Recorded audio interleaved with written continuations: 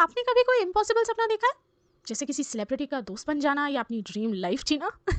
Going places एक ऐसी कहानी है जो हमें ड्रीमिंग बिग और रियलिटी के बीच का डिफरेंस सिखाती है। सोफी एक स्कूल गर्ल है जो बहुत बड़ा बड़ा सोचती है।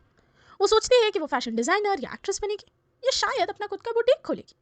पर उसकी बेस्ट फ्रेंड जेंसी उसको रियलिटी चेक देती है कि वो दोनों बिस्किट फैक्ट्री में काम करने वाली है। सोफी को यह बात पसंद नहीं आती, वो दुनिया की सोच से अलग सोचना चाहती है। उसका ड्रीम क्रश होता है डेनी केसी। सोफी को डेनी केसी एक फेमस फुटबॉल प्लेयर का बड़ा क्रेज है। वो एक बड़ी कहानी बनाती है कि उसकी डेनी से मुलाकात हुई थी। उसके फादर और भाई जोफ को ये बात मजाक लगती है, पर सोफी अपने सपने को सच मान लेती है। जोफ, सोफी का भाई, खुद ज्यादा नहीं बोलता, पर सोफी सोचती है कि उसकी जिंदगी बहुत इंटरेस्टिंग है।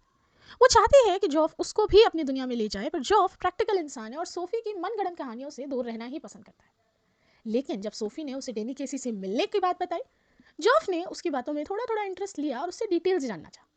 सोफी को अच्छा लगा और उसे लगा शायद इसी बहाने जोफ मुझसे बात करने लगेगा और कभी मुझे अपने साथ बाहर ले जाया करेगा। तो वो उस कहानी को ज़रूरत से ज़्यादा स्ट्रेच कर देती है और जोफ को ये तक कह देती है कि डेनी केसी ने मुझे फिर कैनाल के पास मिलने के लिए बुलाया है और इस बार मैं ऑटोग्राफ लेके आऊँगी।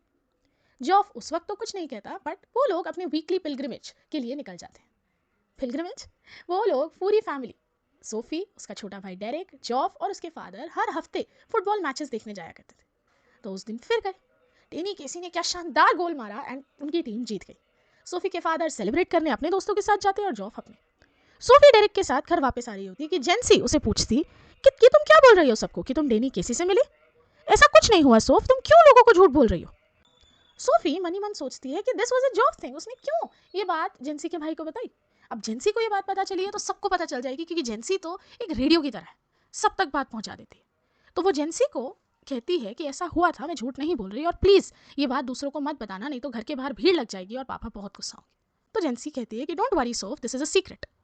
तो सोफी डेनी केसी से फिर से मिलने के लिए कैनाल के पास पहुंच जाती है और वहां बैठकर उसका वेट करती है। लेकिन एज एक्सपेक्टेड डेनी कभी नहीं आता। तब उसको रियलाइज तो हो जाता है कि ये सब सिर्फ उसके दिमाग का एक सपना था, लेकिन अभी भी वो रियलिटी को एक्सेप्ट नहीं करती। सोफी फिर से एक नए सपनों में खो जाती है। तो एग्जाम के लिए कुछ इंपॉर्टेंट पॉइंट्स बच्चों। पहला, ड्रीम्स वर्सेस रियलिटी। सोफी हमेशा सपनों में रहती है लेकिन दुनिया रियलिटी पे चलती है।